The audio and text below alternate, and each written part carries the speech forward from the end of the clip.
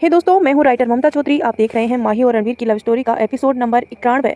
I hope आपको ये series पसंद आए। अगर पसंद आए तो वीडियो को लाइक जरूर करना। आज का वीडियो तो वैसे ही स्पेशल है, लाइक तो बनता है। अभी तक कहानी में हमने पढ़ा था, माही वेदांत के हाथ अपने कंधे से हटाते हुए बोली, नहीं, पहले मुझे रणवीर को ढूंढने जाना है। वो अंदर सब रो रहे हैं। पता नहीं क्यों मैं रणवीर को कब से फ़ोन मिला रही हूँ, पर उनका फ़ोन स्विच ऑफ जा रहा है। जरूर बैटरी खत्म हो गई होगी उनके फ़ोन की। कहते हुए माही दोबारा मेन गेट की तरफ जाने लगी। वेदांत ने उसे जाने से रोका और उसे प्यार से समझाते हुए कहा, माही कहाँ जा रही हो? अभी अंदर चलो। वेदांत, मैं कह रही हूँ ना, मैं रणवीर को ढूंढने जा रही हूँ। पता नहीं वो सुबह सुबह कहाँ चला गया। मुझे जब देखो मुझे परेशान करने का नया नया तरीका ढूंढता रहता है। एक बार मिल जाए, अब मैं अच्छी तरह से लड़ाई करूंगी। हाँ, माही जिद करते हुए बोली। उसकी जिद देखकर वेदांत ने उसे तेज आवाज में कहा, माही, रणवीर इज डेड। कल रात उसकी गाड़ी ब्लास्ट हो गई थी। उसमें रणवीर कहते हुए वेदांत की आवाज़ रुंध गई। वेदांत की बात सुनकर माही एकदम फ्रीज हो गई और वो एकटक वेदांत को देखने लगी। माही की ऐसी हालत देखकर वेदांत की आंखें भी नम हो गई। अब आगे अंदर परिवार के हर सदस्य की हालत काफ़ी खराब थी। खासकर रणवीर की दादी और उसकी माँ की काव्या भी आ चुकी थी। उसका भी रो रो कर बुरा हाल था। वहीं माही भूत बनी बैठी हुई थी और उसकी आंखों में से एक कतरा आंसू नहीं बहा था। उसे देखकर ऐसा लग रहा था जैसे वो इस सिचुएशन को एक्सेप्ट ही नहीं कर पाई है, जैसे वो किसी अलग ही दुनिया में है। पंडित जी ने बॉडी का क्रियाक्रम करते हुए कहा, अब इनकी पत्नी के मंगलसूत्र और सिंदूर को हटाकर इन्हें सफ़ेद वस्त्र पहनाए जाएं। पंडित जी की बात सुनकर कुछ औरतें अपनी जगह से उठी और माही की तरफ बढ़ी। एक बूढ़ी औरत ने माही के कंधे पर हाथ रखते हुए कहा, बिटिया, अब इन सब चीज़ों को त्याग दो। अब तुम्हारे नसीब में ये सुहागन की चीज़ें नहीं हैं, तुम्हें इन्हें हटाना ही होगा। कहकर वो औरत जैसे ही माही का मंगलसूत्र उसके गले से हटाने लगी, तभी माही जैसे होश में आई। उसने झटके से उस औरत का हाथ पकड़ लिया और गुस्से से उस पर चिल्लाते हुए बोली, आपकी हिम्मत कैसे हुई मेरे मंगलसूत्र को हाथ लगाने की? किसने कहा कि रणवीर नहीं है? वो है, मैं जानती हूँ वो जिंदा है। पता नहीं कहीं चले गए हैं, पर वो लौट के आएंगे मेरे पास। मेरा मंगलसूत्र को हाथ मत लगाओ, मैं इसे नहीं हटाऊंगी। मेरा रणवीर जिंदा है। वो औरत माही की इस हालत को बहुत अच्छे से समझ रही थी। वो ये भी समझ रही थी कि इतनी छोटी उम्र में उसके ऊपर बहुत कुछ बीत गया है, जो उसके लिए ये सब स्वीकार करना इतना आसान नहीं है। फिर दूसरी औरत ने उसे समझाते हुए कहा, बेटा मान जाओ, तुम्हें ये मांग का सिंदूर और मंगलसूत्र हटाना ही होगा। यही रिवाज है। विधवा औरत इन्हें नहीं पहनती है। माई खड़ी हो गई और अपने मंगलसूत्र को पकड़कर पीछे जाते हुए बोली, नहीं, मैं विधवा नहीं हूँ। आप सब लोग क्यों नहीं समझ रहे हैं मेरी बातों को? और रणवीर जिंदा है, मैं कह रही हूँ ना, वह कहीं नहीं गए हैं। मेरे रणवीर मेरे पास लौट के आएंगे। वो फिर जरूर लौट के आएंगे। कहते हुए अब माही रोने लगी, क्योंकि लोगों का बार बार ये कहना कि रणवीर मर चुका है उसे बर्दाश्त नहीं हो रहा था। माही की ऐसी हालत देखकर सभी घर वालों और भी ज़्यादा दुखी हो गई। वहीं बैठी दो तीन औरतों ने काफ़ी देर तेज तरारी की थी और आगे बढ़ी और माही के दोनों हाथों से हाथ पकड़ते हुए बोली, तुम्हारे पति की लाश सामने पड़ी है और तुम वही इस बात को मानो ही नहीं रही हो। अब इस बात को स्वीकार कर लो कि तुम विधवा हो और ये सुहागन की निशानियाँ तुम नहीं पहन सकती हो। तुम्हें अभी और इसी वक्त इसे उतारना होगा। इस रिवाज को सभी विधवा औरत निभाती हैं, तो तुम्हें भी निभाना होगा। कहते हुए वो जबरदस्ती माही के गले का मंगलसूत्र खींचने लगी। माही उनकी पकड़ से छूटने के लिए अब जोर से रो रही थी और उन पर चिल्लाई जा रही थी, मुझे छोड़ दो, मेरा मंगलसूत्र मत लो, ये मेरे रणवीर ने मुझे पहनाया है, प्लीज़ मुझे छोड़ दो। माही के साथ ऐसी जबरदस्ती होते देखकर रुद्र और वेदांत दोनों को गुस्सा आ गया। वेदांत गुस्से में उन औरतों को कुछ बोलने ही वाला था कि तभी दादी ने उन औरतों पर गुस्सा करते हुए कहा, छोड़ दो मेरी बच्ची को। अगर वो अपनी मांग और मंगलसूत्र को नहीं हटाना चाहती है तो कोई भी उसके साथ हाथ नहीं लगाएगा, लेकिन खबरदार, जो किसी ने भी मेरी बच्ची के साथ जबरदस्ती की तो। दादी की इतना गुस्से में देखकर वो औरत जल्दी से पीछे हो गई। उनमें से एक औरत बोली, पर माँ जी, आप तो बड़ी हैं, समझदार हैं, आप समझती हैं ना कि समाज का ये नियम है, अगर ये बिना पति के इस तरह से सुहागन की निशानियों को पहने रखेगी तो समाज का इसका जीना मुश्किल कर देगा। आप इस बात को क्यों नहीं समझ रही हैं? तो इस बार अनिता जी ने भी उस पर गुस्से से चिल्लाते हुए कहा, तुम लोगों को इस बच्ची की हालत नहीं दिखाई दे रही है? क्या बीत रही है इस पर? और तुम्हें इस समाज के नियमों की पड़ी है कि हमारे घर की बहू है, ये कैसे रहेगी, क्या करेगी, क्या नहीं करेगी, ये हम तय करेंगे, बाहर वाले लोग नहीं। आप हमारे दुख में शामिल होने आए हैं तो चुपचाप बैठे रहिए। मेरी बच्ची पहले बहुत दुखी है और उसे और मत दुखी कीजिए। मैं आप लोगों के आगे हाथ जोड़ रही हूँ। अनीता जी की बात सुनकर वो औरतें माही से दूर हो गई और चुपचाप जाकर एक जगह बैठ गई। वहीं माही रोते हुए सीढ़ियों से ऊपर की तरफ चली गई। अनीता जी ने सारिका को इशारा किया वो माही के पीछे जाए। सारिका ने हाँ में सिर हिलाया और वह माही के पीछे पीछे चली गई, क्योंकि उन्हें डर था कि इस वक्त माही को जो हालत है, कहीं वो अपने साथ कुछ गलत ना कर दे। रूही बच्चों के साथ ही उसके कमरे में थी, क्योंकि रुद्र ने उसे कहा था कि वो बच्चों को संभाले। बच्चों को अभी तक नहीं पता था कि रणवीर के साथ में क्या हुआ है। वो अपने रूम में ही बैठे खेल रहे थे। प्रेजेंट टाइम में माही बेड से उठी और कबर्ड से रणवीर की शर्ट निकालकर उसे अपने सीने से लगाकर वापस बेड पर बैठ गई। उसकी आंखों से बहते आंसू अब रणवीर की शर्ट को भिगो रहे थे। अब उसे रणवीर की शर्ट से उसकी खुशबू आ रही थी, जिसे महसूस कर उसका रोना भी पड़ गया। आज रो लेने दो, वे जी भर के मेरी सांसों से दगा करके तू गया मुझको फना करके, वो जानिया मेरी जख्म ए दिल हार कर दे, इस गम की अब दवा कर दे, नजरों को बावफा कर दे, बेजानिया आदत है तेरी या तेरा नशा है, कैसे बताऊं तुझको, रब्बा आज रो लेने दे। रणवीर की शर्ट को अपनी सीने से लगाई माही ऐसे ही बेड पर लेट गई। उसे रणवीर की शर्ट को ऐसे पकड़ा हुआ था जैसे उसने रणवीर को पकड़ा हुआ है। पिछले 3 महीनों से माही की हर रात ऐसे ही बीतती थी, हर रात को ऐसे ही रोती हुई सोती थी। रोते रोते ही उसकी कब आँख लग जाती थी उसे पता ही नहीं चलता था, और हर सुबह वो इसी उम्मीद से जागती थी कि शायद आज उसका रणवीर उसके पास लौट आएगा। दूसरा दिन माही डाइनिंग हॉल में बैठी हुई अपना नाश्ता कर रही थी। बच्चे स्कूल जा चुके थे। माही का आज भी कुछ खाने का मन नहीं था, पर अनीता जी ने उन्हें जबरदस्ती अपने साथ बैठाकर नाश्ता खिला दिया था। उन्हें माही की बहुत फिक्र रहती थी। तभी वेदांत जो वहीं चेयर पर बैठा हुआ अपना नाश्ता कर रहा था, उसने एक नज़र रुद्र की तरफ देखा तो रुद्र ने भी अपनी पलकें झपकाकर उसे कुछ इशारा किया। तो वेदांत ने माही से कहा, माही तुम ऐसे क्यों नहीं करती हो कि तुम फिर से ऑफिस ज्वाइन कर लो। दरअसल वेदांत और रुद्र ने ये डिसीजन माही की कंडीशन को लेकर लिया था कि माही घर में रहकर हर बार उन्हीं बातों को बारे में सोचेगी। जब तक वो बाहर नहीं निकलेगी, अपना ध्यान कहीं और नहीं लगाएगी, वो उन सब यादों से बाहर नहीं निकल पाएगी। इससे तो उसकी कंडीशन और ज़्यादा ख़राब होती जाएगी। इसीलिए माही का माइंड डाइवर्ट करना बहुत ज़रूरी था। माही ने अपनी नज़रें उठाकर वेदांत की तरफ देखा और कुछ सोचते हुए कहा, नहीं वेदांत, मेरा मन नहीं है ऑफिस जाने का। इस बार रुद्र ने माही को समझाते हुए कहा, माही रणवीर ने तुम्हें इतना कुछ सिखाया तो क्या तुम उसे ऐसे ही जाने दोगी। फिर देखो रणवीर जब भी वापस लौटेगा ना, तो वो हम लोगों को पर ही गुस्सा करेगा कि हमने तुम्हारा अच्छे से ध्यान नहीं रखा। क्या तुम चाहती हो कि रणवीर हम सब पर गुस्सा करे। तो माही ने हमें अपना सिर हिलाया। तो रुद्र ने स्माइल करते हुए कहा, तो फिर जल्दी से रेडी हो जाओ और हमारे साथ ऑफिस चलो, ताकि रणवीर जब भी लौट कर आए तो उसे अपनी वाली माही वही माही मिले जैसे वो उसे छोड़कर गया था। रुद्र और वेदांत की बात अनीता जी को भी सही लगी। उन्होंने भी प्यार से माही के सर पर हाथ फेरा और कहा, हाँ माही ये दोनों सही कह रहे हैं, बाहर निकलो बेटा, कब तक घर में ऐसे रहोगी। तुम आज से ही ऑफिस ज्वाइन कर लो रही हो। अगर तुम मुझे दिल से अपनी माँ मानती हो ना माही, और तुम मेरी बात को नहीं टालोगी। अनीता जी की बात सुनकर माही ने हाँ में सिर हिलाया और कहा, माँ आप चाहती हैं कि मैं ऑफिस जाऊँ तो मैं ज़रूर जाऊँगी माँ, पर आप ऐसे मत कहिए कि मैं आपको अपनी माँ नहीं मानती हूँ। मैंने अपनी माँ कोई नहीं देखा, लेकिन माँ का प्यार मैंने आपसे ही पाया है, तो प्लीज़ आप ऐसा मत सोचिए। तो अनीता जी ने प्यार से माही की गाल पर हाथ रखा और कहा, तो चलो जल्दी से जाकर रेडी हो जाओ। माही अपनी चेयर से खड़ी हुई और अपने रूम की तरफ बढ़ गई। कपूर इंडस्ट्री माही पूरे 3 महीने बाद रणवीर के केबिन में आई थी। वो हर चीज़ को छू कर महसूस कर रही थी। इस केबिन में उसके रणवीर के साथ बिताए हुए कई खूबसूरत यादें थी। उसकी याद था जब वो पहली बार इस केबिन में रणवीर के साथ आई थी। रणवीर कैसे उसे बिजनेस की हर बारीकियाँ सिखाता था, और अगर माही किसी काम से कोई गलत कर देती थी तो उसे कई बार रणवीर से अच्छी खासी डांट भी पड़ती थी। उन सभी यादों को याद कर माही के फेस पर स्माइल आ गई। तभी केबिन का डोर ओपन हुआ। माही की नज़र डोर की तरफ चली गई। रुद्र और वेदांत दोनों ही केबिन में आए और मुस्कुराते हुए माही से कहा, वेलकम अगेन माही। फिर रुद्र ने माही का हाथ पकड़ा और उसे ले जाकर रणवीर की रोलिंग चेयर पर बैठा दिया और कहा, आज से इस पोजीशन को तुम संभाला।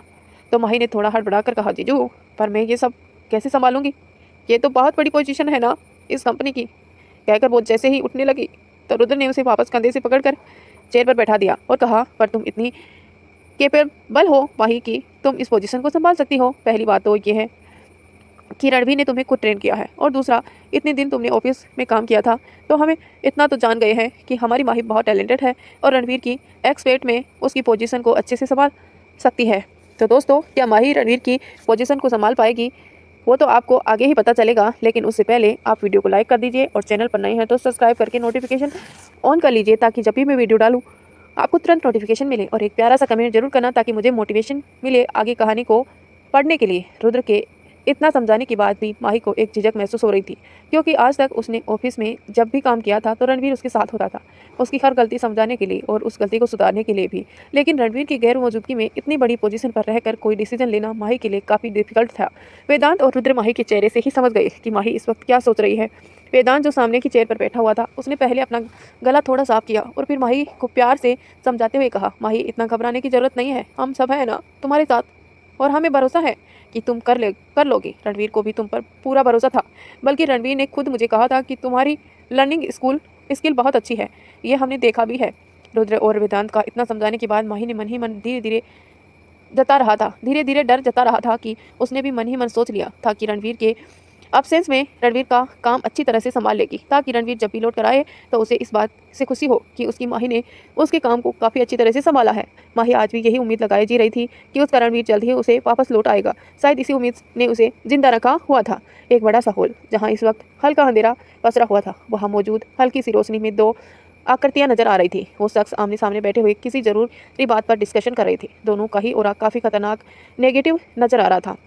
और उसके बैठने का तरीका भी काफ़ी रोबिल था। उसमें से एक शख्स का चेहरा अंधेरे में डूबा हुआ था, सिर्फ उस पर पड़ रही हल्की सी रोशनी में उसकी आंखें ही नजर आ रही थी। उस इंसान ने अपने फेस पर को मास्क से कवर किया हुआ था।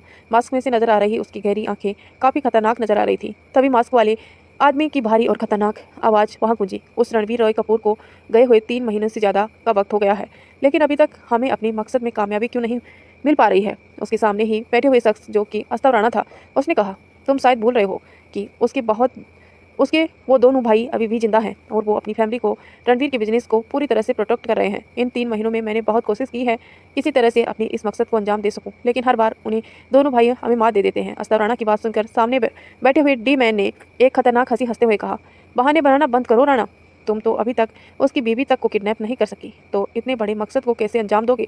बोलो, जबकि अब तो रणवीर भी नहीं है उसे प्रोटेक्ट करने के लिए, और फिर भी तुम और तुम्हारी आदमी कुछ नहीं कर पाए। डीमैन का इस तरह से खुद का मजाक बनाया जाना अस्तव राणा को गुस्सा दिला गया। उसने अपने दांत पीसते हुए कहा, डीमैन, कर तो तुम भी कुछ नहीं पाए, अब तो रणवीर भी नहीं है ना, तो फिर तुमने सारे काम कौन रोक रहा है? तुम्हारे सारे काम कौन रोक रहा है? बोलो, कौन है जो आज भी तुम्हें अंडरवर्ल्ड किंग बनने से रोक रहा है? जबकि अंडरवर्ल्ड किंग की पोजीशन तो आज भी खाली है, क्यों नहीं बैठ पाए तुम उस पोजीशन पर? अस्तव राणा की बात डी-मैन के जले पर नमक छिड़कने के जैसे थी। ये सही था। इन 3 महीनों में डी-मैन ने भी बहुत कोशिश की थी कि अंडरवर्ल्ड किंग की पोजीशन उसे मिल जाए, लेकिन कोई तो था जो उसे आज भी रोक रहा था, और उसके सभी कामों में कोई ना कोई अड़ंगे लगा ही रहा था। पर कौन, ये तो वो भी नहीं जान पाया था। डी-मैन ये जानता था कि उसे रोकने की हिम्मत और काबिलियत सिर्फ रणवीर रॉय कपूर में ही है, तो फिर ये कौन सा ऐसा दूसरा पावरफुल शख्स है जो उसे रोक रहा है, और जिससे पिछले 3 महीनों से उसका काफ़ी लॉस किया था। उसने बहुत कोशिश की, अपने सारे सोर्स लगा दिए, लेकिन उस इंसान को नहीं ढूंढ पाया। बस उसे इतना ही पता चल पाया कि वो इंसान SD के नाम से इसे ब्लैक वर्ल्ड में फेमस है, और उसे आज तक किसी ने नहीं देखा। DM गुस्से में चिल्लाते हुए राणा से बोला, राणा, मेरे ही एरिया में आकर तुम मेरे सामने ऐसे बकवास कर रहे की हिम्मत कैसे कर सकते हो? और तुम बताओ, नुकसान तो तुम्हारा भी बहुत हो गया ना बिजनेस में। कौन कर रहा है ये सब? क्या तुम उसके बारे में कुछ जानते हो? नहीं ना? DM और अस्तव राणा दोनों ही फ्रस्ट्रेशन में एक दूसरे को जले पर नमक छिड़कने का काम कर रहे थे। अस्तव राणा के पास DM के सवालों का कोई जवाब नहीं था, लेकिन फिर उसने खुद को थोड़ा शांत किया और कहा, देखो DM, देखो डी-मैन, ऐसे एक दूसरे की कमियों को गिनाने से हम अपने मकसद में कामयाब नहीं हो पाएंगे, और उस रणवीर रॉय कपूर के पूरे एम्पायर को हमें बर्बाद करना है, उसके पूरे खानदान को हमें मिटाना है, तो इसके लिए हमारे साथ रहकर काम करना होगा। और मैं यहाँ पर तुमसे एक हेल्प लेने आया हूँ, क्या तुम मेरी मदद करोगे? क्योंकि अपने मकसद को अंजाम देने से पहले मुझे अपने भाई की छोड़ी हुई एक अधूरी काम को पूरा करना है। मुझे रणवीर रॉय कपूर की बीवी मेरे पास चाहिए, क्योंकि वही कारण बनी थी मेरे भाई की मौत का। तो जब तक मैं खुद उसे अपने हाथों से मौत की घाट नहीं उतार देता, मेरा मकसद पूरा नहीं होगा। डी-मैन ने कुछ देर चुप रहने के बाद अपनी भारी आवाज़ में कहा, ठीक है, जल्दी उसकी बीवी तुम्हारे पास पहुंच जाएगी, और उसके बाद तुम्हें हमारे उस काम को फोकस करना है जो हम दोनों के लिए बहुत ज़रूरी है। एक बार रणवीर रॉय कपूर का नाम इस दुनिया से पूरी तरह से मिटा दे, तो उसके बाद सिर्फ हमारा राज होगा पूरी दुनिया पर, और कोई हमें रोकने वाला भी नहीं होगा। कहते हुए डी-मैन के होठों पर एक खतरनाक वाली स्माइल आ गई, जिसे मास्क की वजह से कोई नहीं देख सकता था, लेकिन उसकी आंखों में बसे हुए खतरनाक एक्सप्रेशन अस्तव राणा को साफ नजर आ रहे थे। डी-मैन की बात सुनकर अस्तव राणा के भी होठों पर एक खतरनाक वाली स्माइल आ गई। स्कूल में सभी बच्चे लंच ब्रेक में खेल रहे थे, पर हीर चुपचाप उदासी वहीं घास पर आलती पालती मारे बैठी हुई थी। उसने अपने छोटे से चेहरे को अपने दोनों हाथों पर टिकाए हुए था, और वो घास की तरफ देखते हुए कुछ सोच रही थी। आरव, जो बाकी बच्चों के साथ खेल रहा था, उसका ध्यान हीर की तरफ गया, जो उदास दिखाई दे रही थी। उसे हीर को ऐसे उदास देखा अच्छा नहीं लगा था, क्योंकि जब से उसके डैड गए थे, हीर अब ज़्यादातर उदासी रह रही थी, जबकि कुछ वक्त पहले तक हीर का ध्यान अपनी पढ़ाई से ज़्यादा शरारतें करने की तरफ ज़्यादा रहता था। आरव अपना गेम छोड़कर उसके पास आकर घुटनों के बल बैठ गया। उसने अपने दोनों हाथ अपने घुटनों पर ही रखते हुए हीर से पूछा, हीर, क्या हुआ? तुम हमेशा हमारे साथ गेम क्यों नहीं खेल रही हो? तो हीर ने बिना आरव की तरफ देखे हुए ही कहा, मुझे नहीं खेलना आरव, तुम जाओ, तुम खेलो। आरव उसके सामने ही आलती पालती मारकर बैठ गया, और उसने भी अपना चेहरा अपने हाथों में टिका लिया और कहा, अगर तुम नहीं आओगी तो मैं भी नहीं आऊँगा। तुम अब हमेशा ऐसे सैड रहती हो, मुझे अच्छा नहीं लगता है। तुम पहले की तरह क्यों नहीं खेलती हो हमारे साथ? हीर, जिसकी आंखें थोड़ी सी नम थी, उसने आरव की तरफ देखा, और उसका चेहरा ऐसे हो रहा था जैसे वो अभी रो देगी। उसने अपने छोटे छोटे होठों से को भींच रखा था, और नीचे के होठ को हल्का सा बाहर निकाला था, जैसे अपने आंसू को रोकने की कोशिश कर रही हो। वो थोड़ी सी रुआसी आवाज़ में बोली, आरव, मुझे डैड की बहुत याद आती है। डैडी हमारे पास क्यों नहीं आते? सब कहते हैं कि मेरे डैड गॉड के पास चले गए हैं, पर मम्मा कहती है कि डैड को कुछ नहीं हुआ है, और वो हमारे पास वापस लौट के आएंगे। और मुझे मम्मा की बात पर बिलीव है, और मुझे भी लगता है डैड जरूर लौट के आएंगे, और मैं उसका रोज़ वेट करती भी हूँ, पर इतने दिन हो गए हैं, अब तक वो क्यों नहीं आए? आरव को भी नहीं पता था कि वो हीर को क्या कहे। आखिर वो भी 5 साल का एक छोटा सा बच्चा ही तो था, फिर भी उसने कुछ सोचते हुए कहा, हीर एक काम करो, तुम ना एक लेटर लिखो और उसे अपने पिलो के नीचे रख देना। रात को जब फेरी आएगी ना, तब वो लेटर ले जाकर तुम्हारे डैड को दे देगी और उस लेटर को पढ़कर तुम्हारे डैड को पता चल जाएगा कि तुम उन्हें कितना मिस करती हो और वो तुम्हारे पास लौट आएंगी। आरव की बात सुनकर हीर के फेस पर एक चमक आ गई। उसने कहा, सच में आरव, ऐसा होता है क्या? आरव ने सवाल करते हुए कहा, हाँ ऐसा होता है। तुम्हें पता है, मेरी मॉम ने मुझे एक बार एक स्टोरी सुनाई थी जिसमें वो बच्चा कोई भी विश लिखकर अपने पिलो के नीचे रख देता था और रात को फेरी आकर उसकी विश वाला लेटर लेकर जाती थी और कुछ दिनों में ही उसकी विश पूरी हो जाती थी। तुम भी ऐसा ही करो, देख लेना, तुम्हारी भी विश पूरी हो जाएगी, तुम्हारे डैड तुम्हारे पास लौट आएंगे। आरव की बात सुनकर हीर बहुत खुश हो गई। उसने कहा, सच में आरव, अगर ऐसा है तो मैं आज ही एक बहुत प्यारा सा कलरफुल लेटर लिखती हूँ डैड के लिए और उसे अपने पिलो के नीचे रख दूंगी। फिर मेरे डैड जल्दी से आ जाएंगे। फिर तो मेरी मम्मा भी खुश हो जाएगी। पता है, वो भी बहुत सैड रहती है। फिर मेरी मम्मा पहले की तरह हैप्पी हो जाएगी। कहकर हीर अपनी जगह से खड़ी हुई और भागते हुए वहाँ से चली गई। वहीं कुछ दूरी पर खड़ा हुआ माहिर उन दोनों की बातों को सुन रहा था। माहिर भले ही 4 साल का छोटा सा बच्चा था, लेकिन वो अपनी उम्र से ज़्यादा ही मेच्योर बिहेव करता था। अपने इमोशनल जल्दी किसी के सामने जाहिर नहीं करता था, लेकिन अंदर ही अंदर वो भी अपने डैड को बहुत मिस कर रहा था। आरव ने जब माहिर को ऐसे खड़े हुए देखा तो वो खड़े होकर भागते हुए माहिर के पास आया और माहिर से कहा, माहिर, क्या तुम भी कोई लेटर लिखना चाहते हो अपने डैड के लिए? माहिर ने आरव की किसी बात का कोई जवाब नहीं दिया और चुपचाप वहाँ से भाग गया। आरव माहिर को वहाँ से जाते हुए देख रहा था। रात को रुद्र सभी बच्चों को अपने साथ आइसक्रीम खिलाने लेकर गया था। पहले भी बच्चे अक्सर शाम के वक्त कभी रणवीर के साथ तो कभी रुद्र या वेदांत के साथ आइसक्रीम खाने के लिए चाहते रहते थे, पर कुछ वक्त से हीर और माहिर काफ़ी उदास रहने लगे। इसलिए रुद्र और वेदांत बहुत कोशिश करते थे उन बच्चों का मन बहलाने की। वापस आते वक्त हीर रुद्र की गोद में ही सो गई थी, इसीलिए रुद्र उसे अपनी गोद में लिए हुए ही ड्राइव कर रहा था। बीच बीच में वो हीर की तरफ भी देख रहा था। वो इस बात का पूरा ध्यान रख रहा था कि कहीं हीर की नींद ना टूट जाए, क्योंकि हीर अपना छोटा सा सिर रुद्र के सीने पर टिकाए सुकून से सो रही थी। वो सोते हुए बड़ी ही क्यूट लग रही थी। उसकी क्यूटनेस देखकर रुद्र के फेस पर भी स्माइल आ गई। माहिर और आयु दोनों ही पीछे बैठे हुए थे। उसकी गाड़ी के ही पीछे की तरह 2 गाड़ियाँ और चल रही थी जो उनके बॉडीगार्ड की थी। मेंशन में पहुंचने के बाद रुद्र ने अच्छी तरह से हीर को अपनी गोदी में उठाया और अपनी साइड का डोर ओपन करके बाहर आ गया। फिर उसने अपने एक हाथ से बैक साइड का डोर ओपन किया और माहिर आई गाड़ी से बाहर निकलकर भागते हुए अंदर चले गए। रुद्र ने गाड़ी का डोर बंद किया और हीर के सिर पर अपना हाथ रख लिया। तभी हीर ने नींदी आवाज़ में धीरे से कहा, डैड। हालांकि हीर ने बहुत ही धीरे से ऐसा कहा था, लेकिन हीर का चेहरा रुद्र के कानों के बहुत करीब था, इसीलिए रुद्र ने उसकी आवाज़ को सुन लिया था, जिसे सुनकर उसके बढ़ते हुए कदम कुछ पल के लिए थम से गए। हीर के कहे इस एक वर्ड में उनकी अपने डैड से मिलने की तड़प साफ महसूस की जा सकती थी। कुछ पल के लिए तो रुद्र भी इमोशनल हो गया। उसने प्यार से हीर का सिर सहलाया और अपने कदम अंदर की तरफ बढ़ा दिए। तो दोस्तों, क्या लगता है आपको? इतनी प्यारी स्टोरी के लिए एक लाइक तो बनता है ना। और अगर आप चैनल पर नए हैं तो प्लीज़ सब्सक्राइब करके नोटिफिकेशन ऑन कर दीजिए, ताकि जब भी मैं वीडियो डालूँ आपको तुरंत नोटिफिकेशन मिले। और हाँ, कमेंट करके ज़रूर बताना आपको स्टोरी कैसी लगी। रुद्र ने संभाल कर हीर को अपने उसके बेड पर सुलाया और उसके ऊपर से ब्लैंकेट उड़ाकर प्यार से उसका सिर सहलाने लगा। हीर बिल्कुल एक डॉल की तरह लगती थी, बहुत ही ज़्यादा क्यूट सी। आयु ने उसे बताया था कि हीर स्कूल में भी किसी के साथ नहीं खेलती और हमेशा सैड रहती है। उसे हीर की काफ़ी बुरा फील हो रहा था, क्योंकि वो जानता था कि हीर रणवीर से काफ़ी ज़्यादा अटैच थी और रोज़ रणवीर के घर लौटने का वेट करती थी ताकि रणवीर उसे अपने साथ बाहर घुमाने ले जाए। इसीलिए घर में सभी माहिर और हीर का ज़्यादा से ज़्यादा ख्याल रखते थे। रुद्र ने प्यार से हीर के फोरहेड पर किस किया और जैसे ही बेड से उठ करने लगा, उसकी नज़र हीर की पिलो के नीचे रखे हुए एक पेपर पर गई। रुद्र में उस पेपर को धीरे से पिलो के नीचे से निकाला। जो फोल्ड था वो एक कलरफुल पेपर था और ये वही लेटर था जो हीर ने अपने डैड के लिए लिखा था और उसे लगता था कि फेरी आकर इस लेटर को ले जाएगी और उसके डैड को दे देगी। रुद्र ने वो लेटर ओपन करके देखा और पढ़ने लगा। हीर को अभी अच्छी तरह से लिखना नहीं आता था और उसे अपनी आड़ी टेढ़ी हैंड राइटिंग में उस लेटर को लिखा था। उस लेटर में लिखे गए सारे वर्ड में काफ़ी सारी मिस्टेक थी, लेकिन फिर भी रुद्र के लिए उन शब्दों को समझना मुश्किल नहीं था। जैसे जैसे रुद्र उस लेटर को पढ़ रहा था, उसकी आंखें नम हो रही थी, क्योंकि उस लेटर में एक बेटी के अपने डैड से मिलने की तरफ को वो साफ महसूस कर पा रहा था।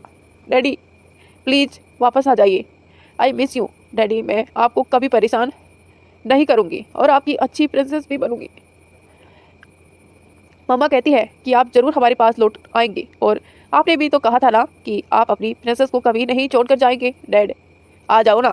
लेटर पढ़कर रुद्र ने एक बार फिर हीर की तरफ देखा और प्यार से उसके बालों में हाथ फेरते हुए कहा, प्रिंसेस, काश कि मैं तुम्हारी ये विश अभी पूरी कर पाता। कहते हुए उसने एक बार फिर झुककर उसके माथे को चुमा और उठकर रूम से बाहर आ गया। इंडिया से काफ़ी दूर एक बड़े से विला में, एक लग्जरियस रूम में जहाँ काफ़ी अंधेरा था।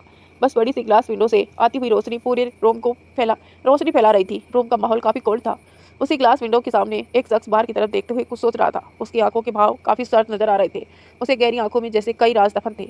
इस वक्त उसे एक ब्लैक थ्री पीस सूट पहना हुआ था। उसके दोनों हाथ उसकी पैंट की पॉकेट में थे और बाहर से आ रही चांद की रोशनी में उसका हैंडसम चेहरा और भी ज़्यादा चमक रहा था। उसकी नीली आंखों और भी ज़्यादा गहरी लग रही थी। उस थ्री पीस सूट में उसकी फिजिक्स कमाल की लग रही थी।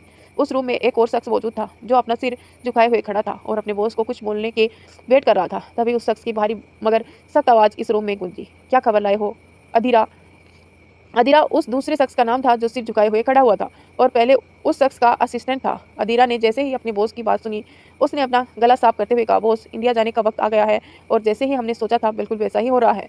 उन सभी के मन में डिमांड इंडस्ट्री के मालिक के बारे में जानने के लिए कुछ ज़्यादा ही क्यूरियोसिटी बढ़ गई है। अब वो सभी फेस टू फेस आपसे मिलना चाहते हैं। अधीरा की बात सुनकर उस शख्स के होठों पर एक मिस्टीरियस स्माइल आ गई। उसने एक बार फिर अपनी सर्द आवाज़ में कहा, तो ठीक है, उन क्यूरियोसिटी को शांत कर देते हैं। हम कल ही इंडिया के लिए निकल रहे हैं। अब तुम यहाँ से जा सकते हो। अपने बॉस का ऑर्डर मिलते ही अधीरा ने एक बार फिर सिर झुकाकर उसे ग्रीट किया और रूम से बाहर निकल गया। सामने खड़ा शख्स मुड़ा और आकर एक बड़े से सोफे पर बैठ गया और वो किंग की तरह बड़े ही रफ्तार तरीके से बैठा हुआ था और उसके सामने ही लैपटॉप पर लाइव वीडियो चल रही थी, जिसे देखकर उसकी आंखों के एक्सप्रेशन जो अभी तक थे वो अचानक ही चेंज हो गए। कुछ पल के लिए एक अनजान सा इमोशन उसकी आंखों में आकर गुजर सा गया। क्या ये तो वही जानता था। 2 दिन बाद इंडिया माही अपने केबिन में बैठी हुई किसी फाइल को देख रही थी कि तभी उसके केबिन का डोर ओपन हुआ। माही ने बिना फाइल से अपनी हटाए ही कहा, कम इन। केबिन का डोर ओपन हुआ और करीब 23-24 साल की लड़की अंदर आई और उसने माही को ग्रीट करते हुए कहा, गुड मॉर्निंग मैम। माही ने सिर उठाकर सामने खड़ी लड़की की तरफ देखा और पूछा, तुम कौन हो? सामने खड़ी हुई लड़की ने अपना चश्मा ठीक करते हुए कहा, मैम, मेरा नाम श्रेया है और वेदांत सर ने मुझे आपके असिस्टेंट के तौर पर अपॉइंट किया है। श्रेया की बात सुनकर माही को याद आया कि वेदांत ने ही उसे कहा था कि उसकी हेल्प के लिए वो एक असिस्टेंट अपॉइंट कर देगा। माही ने स्माइल करते हुए कहा, ठीक है श्रेया, आज से मेरे सारे शेड्यूल तुम मैनेज करना।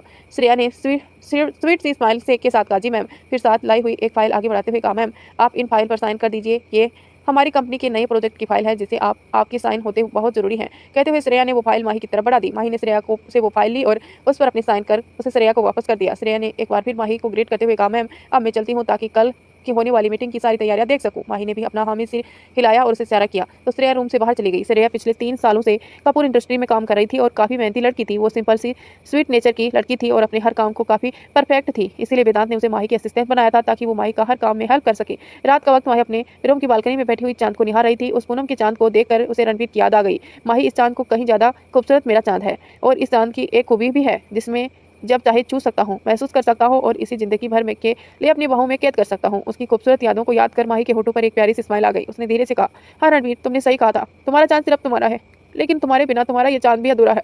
देखो आज तुम्हारा चांद कैसे तनहा बैठा हुआ है। उसे इंतजार है कि कब तुम वापस आकर उसे अपनी बाहों में छिपा लोगे। कहते हुए माही ने अपनी अंगुलियों से अपने गालों को छुआ और अपने लुढ़के हुए आंसू साफ किए और वहाँ से उठकर अपने रूम में आ गई। उसने रणवीर की तस्वीर को देखा और कहा, तुम्हारी माही बहुत तनहा है रणवीर। पिछले कई महीनों से मैं सुकून से सो नहीं पाई हूँ। तुम भी जानते हो, तुम्हारी बाहों में ही मुझे सुकून भरी नींद आती है, लेकिन फिर भी तुम मुझसे दूर चले गए। क्यों? तुमने एक बार भी नहीं सोचा कि तुम्हारे बिना तुम्हारी माही कैसे रहेगी? प्लीज़ वापस आ जाओ ना रणवीर, प्लीज़ लौट कर आ जाओ, देर मत करो। कहीं ऐसा ना हो रणवीर कि जब तुम कभी लौट कर आओ तुम्हारी माही तुम्हारी यादों में फना हो जाए। आधी रात का वक्त था। पूरा शहर इस वक्त नींद की आगोश में था, लेकिन कहीं दूर उसी शहर के एयरपोर्ट पर एक जेट लैंड हुआ। उस जेट से एक शख्स अपनी कुछ बॉडीगार्ड के साथ बाहर आया। वहाँ चल रही तेज हवा ने उसके बाल बार बार हवा में उड़ते हुए उसके फोरहेड पर आ रहे थे। उस शख्स ने अपने आधे चेहरे को मास्क से कवर किया हुआ था, बस नजर आ रही थी तो उसकी वो नीली गहरी आंखें। जेट से बाहर आने के बाद उसने एक सरसरी निगाहें उन सभी लोगों पर डाली जो इस वक्त उसके इंतजार में वहाँ खड़े हुए थे। वह एयरपोर्ट पर कम से कम 10 गाड़ियाँ खड़ी हुई थी। वो शख्स इस बोर्ड से उतरते हुए जैसे नीचे आया, एक आदमी जो उसी का ही वेट कर रहा था, उसने उसे आगे आकर अपना हाथ आगे बढ़ाते हुए कहा, वेलकम मिस्टर दीवान। उस शख्स ने एक सर्द निगाहों से इस आदमी की तरफ देखा और बिना उसे हाथ मिलाए आगे बढ़ गया। वो आदमी जो हाथ मिलाने के लिए अपना हाथ अभी आगे किए हुए खड़ा था, उसने शर्मिंदा होकर अपना हाथ वापस लिया और फिर मिस्टर दीवान के पीछे पीछे चल दिया। इसके साथ जैसे ही मिस्टर दीवान गाड़ी की बैक सीट पर बैठा, एक के बाद एक सब करके सभी गाड़ियां स्पीड के साथ वहां से निकल गई। ये था दीवान इंडस्ट्री का मालिक सूर्य दीवान, जिसने इस वक्त अस्तव राणा की नाक में दम किया हुआ था। वो सभी गाड़ियां एक बड़े से मेंशन के आगे आकर रुकी और एक बॉडीगार्ड जल्दी से बाहर आया और उसने सूर्य दीवान की गाड़ी का पिछला गेट सीट पर डोर ओपन किया। गाड़ी का डोर ओपन होते ही सूर्य दीवान बाहर आया और अपना कोट ठीक करते हुए एक सरसरी निगाहें से उस मैंशन की तरफ देखा। फिर उसने अपने कदम उस मैंशन के अंदर की तरफ बढ़ा दिया। दूसरा दिन अस्ताव अपने केबिन में बैठा हुआ था और एक इनविटेशन कार्ड को एक गहरी नज़रों से देख रहा था। ये कार्ड दीवान इंडस्ट्री की तरह से एक ग्रेट बिजनेस पार्टी का था। अस्ताव ने कार्ड डेस्क पर पटकते हुए कहा, तो अब तुमसे मिलना होगा सॉरी दीवान। मैं भी देखना चाहता हूँ कि तुम आखिर हो कौन और क्यों बार बार मेरे बिजनेस को टारगेट कर रहे हो। माही आज दादी के साथ मंदिर आई थी। वो हर संडे को दादी के साथ मंदिर आती थी और कुछ वक्त वही मंदिर में बिताती थी। उसी के साथ आए हुए गार्ड्स मंदिर के चारों तरफ पहले चारों तरफ अपनी पैनी नजरें रखे हुए थे ताकि किसी की तरह का खतरा महसूस होते ही वो दादी और माही को वहाँ सेफली वहाँ से ले जा सके। गाड़ी मंदिर के सामने रुकते ही पहली बार माही बाहर आई और फिर उसे दादी का हाथ पकड़कर उसे आराम से बाहर निकाला। उसने एक हाथ से दादी का हाथ पकड़ा हुआ था और दूसरे हाथ में पूजा की थाली पकड़ी हुई थी। प्लीज़ दोस्तों लाइक ज़रूर करना। कहानी आगे बहुत ज़्यादा मज़ेदार होने वाली है। आपको माही और रणवीर का मिलन वापस से देखना बहुत ज़्यादा दिलचस्प होने वाला है। शायद कल के एपिसोड में हो जाए। दोनों ही सीढ़ियां चढ़ते हुए मंदिर पहुंच गई। पंडित जी ने जब दादी और माही को देखा तो मुस्कुराते हुए कहा, प्रणाम माँ जी, बिल्कुल सही वक्त पर आए हैं आप। बस अभी आरती शुरू होने ही वाली है। दादी ने माही से कहा, माही बेटा ये प्रसाद वाली थाली पंडित जी को दे दो। माही ने हाँ में सिर हिलाया और पंडित जी को प्रसाद की थाली दे दी। तो पंडित जी ने थाली लेकर भगवान की मूर्ति के आगे रख दिया। कुछ देर बाद मंदिर में और लोग भी आरती के लिए इकट्ठा हो गए। पंडित जी ने कहा, माही बेटा आज की आरती तुम ही गाओ क्योंकि आज मेरा गला ठीक नहीं है और इसी बहाने हमें तुम्हारे मुंह से मधुर आरती सुनने का मौका भी मिल जाएगा। पंडित जी की बात सुनकर माही ने दादी की तरफ देखा तो दादी ने भी अपनी पल के झपकाकर हाँ कहा, माही बेटी आज की आरती तुम ही गाओ। जब तुम भगवान का भजन गाती हो तो मन को बड़ा सुकून मिलता है। माही ने मुस्कुराकर हामी से हिलाया और अपने हाथ जोड़कर आंखें बंद करके खड़ी हो गई। इस वक्त माही ने एक लाइट ग्रीन कलर का अनारकली सूट पहना हुआ था और सिर पर दुपट्टा ओढ़ा हुआ था और उसे अपने लंबे बालों को एक ढीली ढीली चोटी की हुई थी जिसकी वजह से बालों की कुछ लटें उसके चेहरे पर भी आ रही थी। इसी सादगी भरे रूप में भी माही बहुत ही ज्यादा प्यारी लग रही थी। बाकी के सभी लोग भी आंखें बंद किए हुए खड़े हो गए। तभी माही ने एक मीठी सी आवाज में गाना शुरू किया। उसकी मीठी सी आवाज में गाया हुआ भजन उस माहौल को और भी ज्यादा सुकून भरा बना दिया था। माही का वचन सुनकर ऐसा लग रहा था जैसे मीरा अपने कृष्ण की याद में व्याकुल होकर उसे पुकार रही है। उसकी आवाज़ एक दर्द भरी पुकार थी जिसे आसानी से महसूस किया जा सकता है। एक बड़ी सी ब्लैक कार जो वहां से गुजर रही थी। तभी मंदिर के पास आते ही उस गाड़ी अचानक ही रुक गई। अंदर बैठे हुए शख्स ने अपने ड्राइवर से पूछा, क्या हुआ, गाड़ी क्यों रोक दी? ड्राइवर ने डरते हुए कहा, सर लगता है गाड़ी में कोई प्रॉब्लम है, मैं अभी देखता हूँ। कहकर वो जल्दी से अपनी साइड का डोर ओपन कर बाहर निकला। कुछ देर बाद उस गाड़ी के पीछे सीट से वो शख्स भी बाहर आया। उसकी पर्सनालिटी काफ़ी ज़्यादा अट्रैक्टिव लग रही थी जिसने अपने आधे चेहरे को एक ब्लैक मास्क से कवर किया हुआ था। जब उसके कानों में माही की मीठी आवाज़ आई तो उसका ध्यान खुद ब खुद उस आवाज़ की तरफ चला गया। उसकी वो गहरी नीली आंखें मंदिर की तरफ देख रही थी। कुछ देर बाद उसने अपने कदम मंदिर की तरफ बढ़ा दिए। माही गाने में इतना खो गई थी कि इस वक्त वो भूल ही गई कि इस वक्त वो कहाँ है। उसके आसपास के लोग भी हैं। बस इस वक्त तो माही को यह महसूस हो रहा था कि उसके सामने साक्षात भगवान है और वो खुद आंखें बंद किए उसके सामने खड़ी आरती गा रही है। गाते गाते कब माही की आंखों से आंसू बहकर उसके गालों पर आने लगे उसे पता ही नहीं चला। वहीं सभी लोग मंत्रमुग्ध होकर माही के गाए हुए वचन को सुन रहे थे। उन्हें देखकर ऐसे लग रहा था जैसे सभी माही की आवाज़ से हिप्नोटाइज हो गए हो। वो शख्स मंदिर के बाहर ही खड़ा हुआ था। भीड़ होने की वजह से माही का चेहरा नहीं देख पा रहा था पर उसकी आंखों में माही का चेहरा देखने की उत्सुकता साफ नजर आ रही थी। इसीलिए वो मंदिर के बगल में होकर आगे बढ़ रहा था। मंदिर चारों तरफ से पिलर पर टिका हुआ था इसीलिए वो बिना माही मंदिर के अंदर जाए भी सब देख सकता था। वो जैसे जैसे धीमे कदमों से आगे बढ़ रहा था वैसे वैसे उसे माही का चेहरा नजर आने लगा।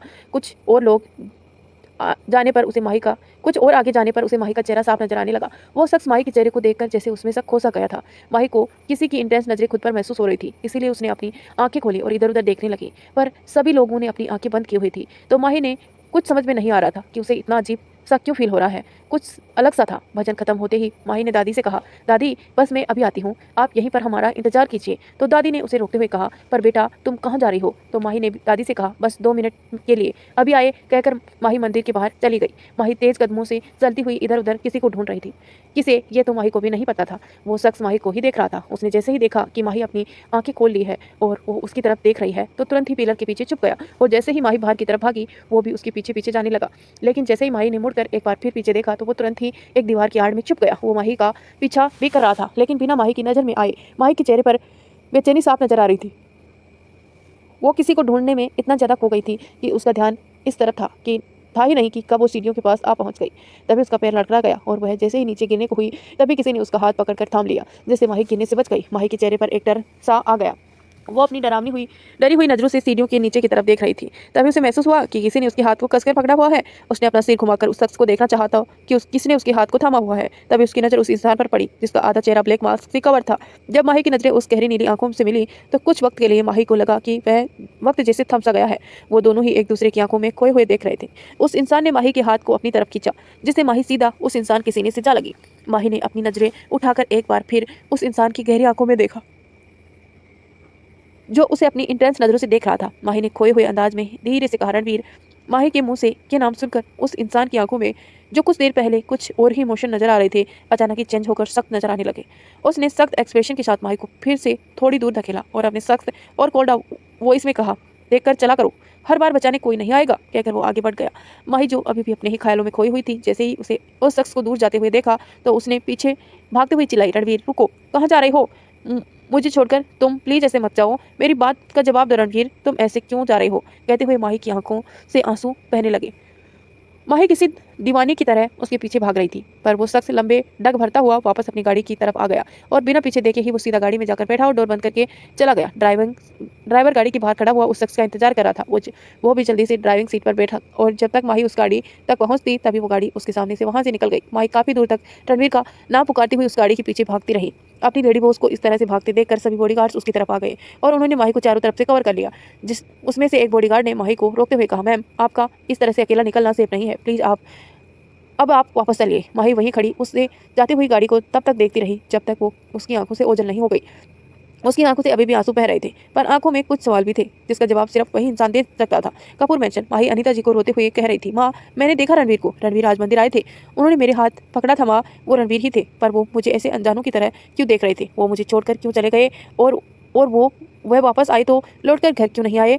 वहाँ सभी माही को बेबसी से देख रहे थे। माही को जब लगा कि कोई भी उसकी बात का भरोसा नहीं कर रहा है तो वो सब की तरफ देखते हुए बोली, आप सब मेरी बातों का भरोसा क्यों नहीं कर रहे हैं? मैं सच कह रही हूँ, वो रणवीर ही था, मैंने खुद उसे अपनी आंखों से देखा था। माही सभी को बार बार अपनी बात का विश्वास दिलाने की कोशिश कर रही थी। सभी जानते थे कि माही इस वक्त किन हालातों से गुजर रही है और ऐसे हालातों में उनका कंफ्यूज होना लाजमी था। हाँ बच्चा, मैं समझ रही हूँ, पर हो सकता है तुम कुछ गलतफहमी हो हुई हो। अगर वो रणवीर होता तो तुम्हें वहाँ मंदिर में अकेला छोड़कर नहीं जाता ना, वो तुम्हारे साथ ही घर लौट कर आता ना। अनीता जी ने माही को समझाते हुए कहा। माही की हालत देखकर सभी घर वाले परेशान थे। वेदांत ने उसे समझाते हुए कहा, हाँ माही, मासी माँ ठीक कह रही है, अगर वो रणवीर होता तो तुम्हें ऐसे अकेला छोड़कर नहीं जाता, वो तुम्हारे साथ घर वापस लौट ना अपने परिवार के साथ। सारिका ने भी वेदांत की बात का समर्थन करते हुए कहा, हाँ माई, तुम्हें जरूर कुछ वहम है और कई बार ऐसा होता है ना कि कई इंसानों की शक्ल आपस में काफी हद तक मिलती है, तो हो सकता है कि वो इंसान थोड़ा बहुत रणवीर जैसा लगता हो, पर वो रणवीर नहीं होगा, क्योंकि अगर वो रणवीर होता तो वापस अपनी फैमिली के पास क्यों नहीं आया? माई सबको अपनी बात समझाते समझाते परेशान हो गई, पर मैं सच कह रही हूँ, मेरा कोई वहम नहीं है, वो रणवीर ही था। मैं क्या अपने रणवीर को नहीं पहचानूंगी? किसी की भी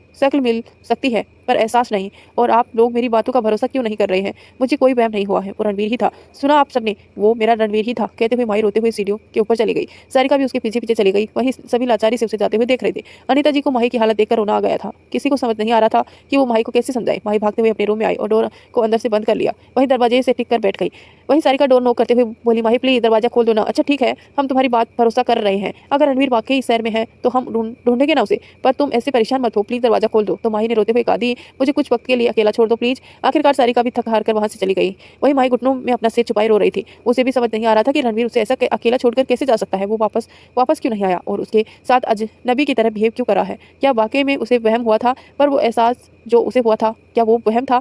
तो दोस्तों, कैसे होगी रणवीर और माही की मुलाकात, ये तो आपको नेक्स्ट एपिसोड में ही पता चलेगा। बहुत ही ज़्यादा इंटरेस्टिंग होने वाली है और कहानी में बहुत ज़्यादा मजा आने वाला है, इसीलिए आप चैनल के साथ बने रहिए। वीडियो को लाइक करिए, चैनल पर नए हैं तो सब्सक्राइब करके नोटिफिकेशन ऑन कर लीजिए। कल का वीडियो और भी ज़्यादा धमाकेदार होने वाला है, प्लीज़ वेट कीजिए कल के वीडियो का। मिलते हैं नेक्स्ट पार्ट में।